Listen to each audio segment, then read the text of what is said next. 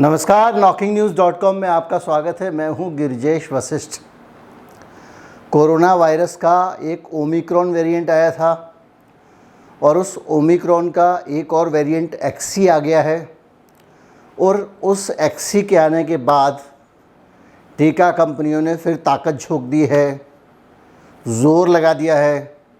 हर तरफ जहां देखें आप, मीडिया में, सोशल मीडिया पे, टेलीविज़न पे, गूगल पे, लगातार एक्सी एक्सी एक्सी। वो जो कौन सा गाना था, सेक्सी सेक्सी तुझे लोग बोले, ये यहाँ पे एक्सी एक्सी चल रहा है। लेकिन ये एक्सी है क्या? ये क्या बला है जिसको चैनल वाले लिख रहे हैं बच्चों को शिकार बना रहा है? ये राष्ट्रीय चैनल लिख रहा है। ये आप देख लीजिए स्क्रीन। शिकार का मतलब या तो ये चैनल वाला लिखने वाला नहीं जानता है, और या फिर ये चाह रहा है कि सेंसेशन पैदा करो और ज़्यादा से ज़्यादा एक्सी बेच लो, यानी एक्सी का खौफ बेच लो। ये वायरस क्या होता है? कितना डरने की आवश्यकता है? ऐसे वायरस क्या हमारे लिए अब टेंशन की बात है? क्या स्कूल में बच्चों को अगर पॉजिटिव निकल आ रहा है तो टेंशन लेने की बात है? क्या ये चौथी पांचवी लहर में तबाही आने वाली है, ऐसा जैसा लिखा जा रहा है, वो सच है? या ये सारे मीडिया वाले मिलके उल्लू बना रहे हैं? आप मुझसे लंबे समय से जुड़े हुए हैं। मैंने जितनी बातों में जो जो कहा उनमें इनकी सारी की सारी सच्चाइयाँ आपके सामने आई, समय रहते सामने आई। तीसरी लहर की भी आपने हालत देख ली है। आज वीडियो में मैं एक्सी डिस्कस करने वाला हूँ। कहीं मत जाइए, चैनल को सब्सक्राइब कर लीजिए। अगर आप हमारे चैनल को सपोर्ट करना चाहते हैं, धनराशि देना चाहते हैं, तो हमारा UPI ID डिस्क्रिप्शन में है, जिसके ज़रिए आप हमें भुगतान कर सकते हैं। और एक बार कोड भी स्क्रीन पर आपको कई जगह दिखाई देगा, उसके ज़रिए भी आप स्कैन करके भुगतान कर सकते हैं। मैं अभी हाजिर हुआ।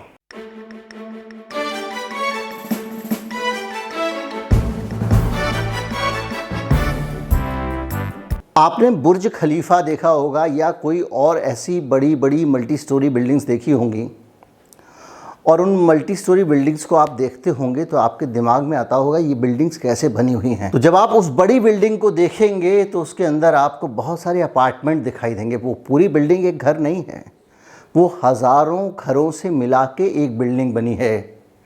जब आप उस घर के अंदर जाएंगे, उस कंपार्टमेंट में जाएंगे, उस अपार्टमेंट में जाएंगे, तो आपको बहुत सारे कमरे दिखाई देंगे, और कमरों की दीवारों को देखेंगे तो बहुत सारी ईंटें दिखाई देंगी। उन ईंटों को भी आप तोड़ेंगे तो उसमें बहुत सारे कण मिलेंगे। और सिर्फ इमारतें ही ऐसी नहीं बनी हैं, बल्कि मानव शरीर भी इसी प्रकार से बना हुआ है। पूरा शरीर है, फिर उसके बहुत सारे अंग हैं, अंग के अंदर ऊतक हैं जिनको हम टिश्यूज़ कहते हैं। वो टिश्यू बहुत सारी कोशिकाओं से बने हुए हैं, अलग अलग प्रकार की कोशिकाएं, अलग अलग अंग के लिए अलग अलग कोशिकाएं। और जो कोशिकाएं हैं उनका आकार ये हमारी ईंट की जो ईंट होती है मिट्टी की, वैसा नहीं होता है। आप ऐसे समझिए पानी भरा हुआ गुब्बारा है, वो कोशिका है। लेकिन इस गुब्बारे को भी जब आप काट के देखेगा मनुष्य, तो इसके अंदर भी इस जैसे बेर के अंदर गुठली होती है, वैसे इसके अंदर एक न्यूक्लियस होता है और बगल में एक माइटोकॉन्ड्रिया होता है जो इस सेल का पावर हाउस होता है।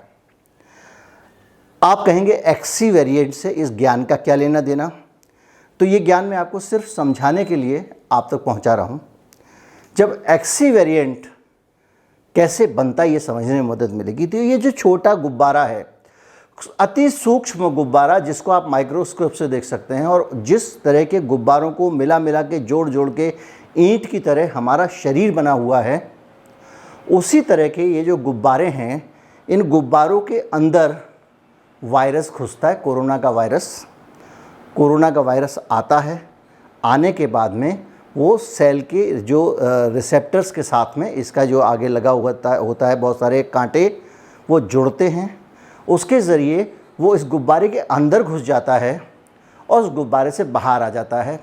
जब आप गुब्बारे की जांच करते हैं अलग अलग तरीक़ों से, आधुनिक तरीक़ों से, उस पर जाऊँगा तो बहुत डिटेल्स हो जाएगी, तो आपको पता चलता है कि ये ओमिक्रॉन है, ये डोमिक्रॉन है, ये है, वो है। अभी एक्सी वेरिएंट क्या है?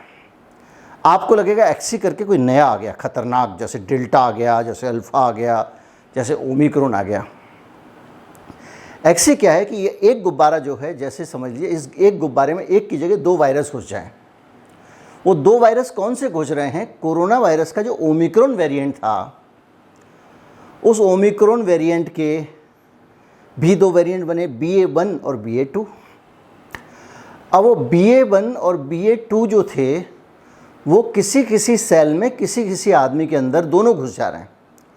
अब चूँकि सब जगह कोरोना वायरस फैल रहा है, फैलने में जाता है, वो सेल में चिपकता है। अब वो इधर वाले वायरस को क्या पता कि ये सेल के अंदर दूसरे गुब्बारे में घुस रहा है तो मैं ना घुसूँ, दोनों घुस जाते हैं। अब दोनों घुस गए तो उन्होंने कहा भाई ये BA.1 BA.2 दोनों एक साथ पाए गए तो उसका क्या नाम रखे? बोले नया नाम रख दो, ये हो गया ओमिक्रॉन का वेरिएंट XE। तो ऐसे एक सेल में अगर 2 घुस जाएं, जैसे एक खीरे में 2 कीड़े लग जाएं, जैसे एक मटर में 2 कीड़े निकल आएँ और एक कीड़े का नाम A हो दूसरे का B हो, तो आप कहोगे क्या कहें? तो बोले नहीं, मटर में AB है। इसी तरह से जब दोनों कोरोना ये ओमिक्रॉन के 2 जो वेरिएंट थे, दोनों जब निकल जाते हैं तो उसको कहते हैं XC वेरिएंट। अब इससे क्या होता है? अब मटर में कीड़ा इल्ली निकले या इल्ली की दूसरी प्रजाति निकले या इल्ली की तीसरी प्रजाति निकले, कुछ फ़र्क पड़ना है क्या? अगर पेट खराब होता होगा तो A वाली प्रजाति खाने से भी होगा, दूसरी भी खाने से होगा, तीसरी भी खाने से होगा। लेकिन मटर तो हम छील के खाते तो पेट में कैसे जाएगा? जाएगा भी तो शरीर में बहुत सारा मैकेनिज्म है। ऐसे डरने की बात नहीं है कि इल्ली चली गई तो कुछ हो जाएगा। यहाँ स्टमक में जाते ही इसका संहार हो जाता है, ख़त्म हो जाती है, वो घुल जाती है। लेकिन इल्ली विषय नहीं है। तो अब क्या हुआ कि आपके अंदर जो XC वेरिएंट आ गया तो उससे क्या फ़र्क पड़ेगा? वो ही फ़र्क पड़ेगा जो ओमिक्रॉन आने से पड़ा था। ये ओमिक्रॉन के ही अलग अलग प्रकार हैं, सब एक जैसे हैं। सारी दुनिया के साइंटिस्ट कह रहे हैं कि ये एक ही जैसे हैं, थोड़ा संक्रामक ज़्यादा है क्योंकि ओमिक्रॉन भी संक्रामक ज़्यादा है। तो अब आपके लिए सोचने की बात ये है, सीधे सीधे बताइए, ज्ञान बहुत हो गया, कि टेंशन ले या ना लें। तो मैं आपको कहूँगा टेंशन ना लें। आप टेंशन क्यों ना लें? टेंशन इसलिए ना लें क्योंकि ये ओमिक्रॉन बाबू जब आपके पास आए थे 3 महीने पहले, 4 महीने पहले, आपका कुछ बिगाड़ पाए क्या?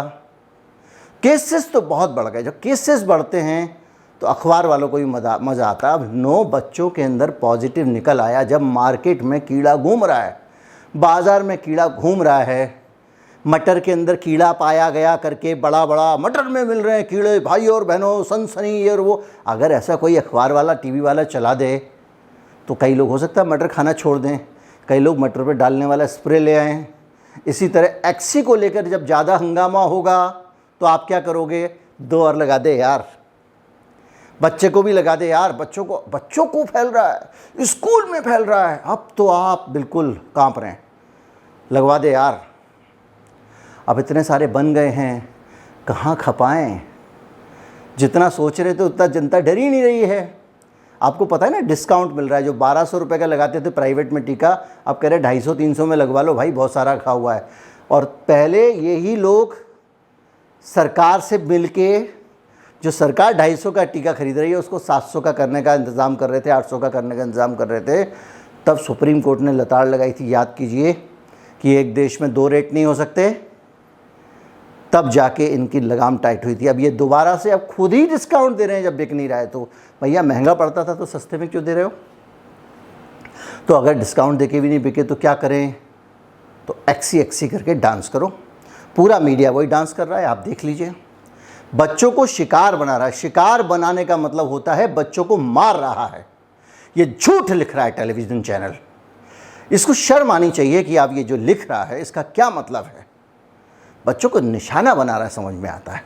और ये मैं आपको डॉक्टर संजय राय के इंटरव्यू के अंदर बाकायदा बहुत अच्छी तरह से समझा चुका हूँ कि जिस रिसेप्टर के साथ आके कोरोना वायरस जुड़ता है और सेल के अंदर प्रवेश करता है, यानी कोशिका के अंदर प्रवेश करता है, यानी वो गुब्बारे के अंदर प्रवेश करता है, वो रिसेप्टर बच्चों के अंदर नहीं पाए जाते हैं।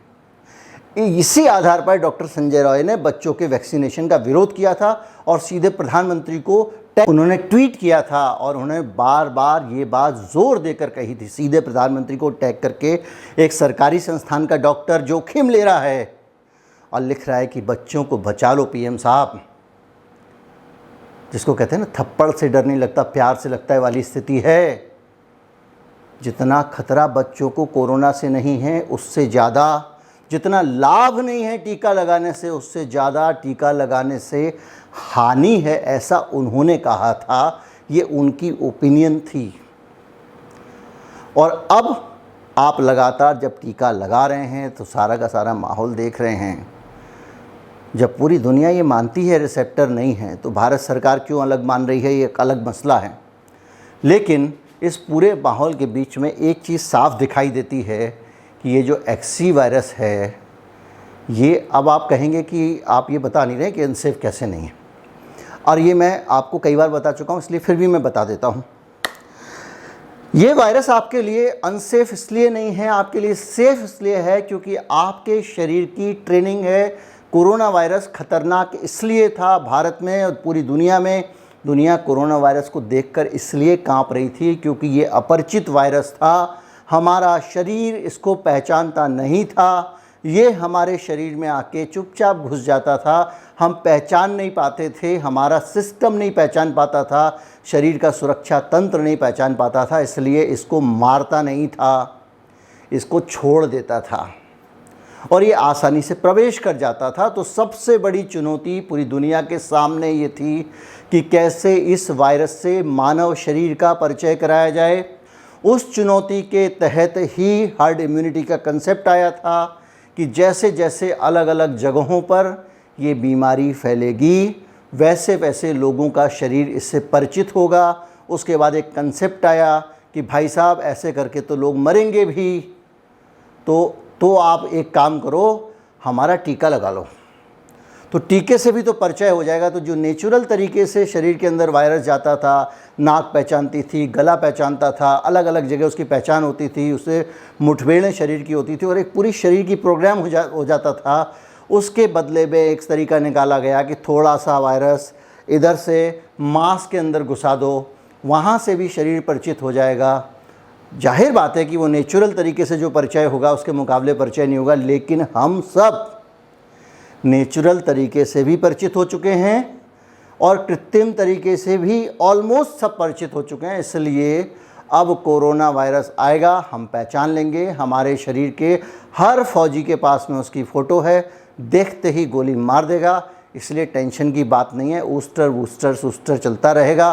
दुकानदारी है वो लोगों के अपने ऊपर है, वो कैसा ठीक समझते हैं, लेकिन जो विज्ञान कहता है उसके हिसाब से कोई चौथी वौथी लहर की कोई गुंजाइश नहीं है। इस वायरस के कारण वायरस आ सकता है, इसकी संख्या बढ़ सकती है, लेकिन संख्या बढ़ने का मतलब नहीं है कि ये हमारा कुछ बिगाड़ लेगा।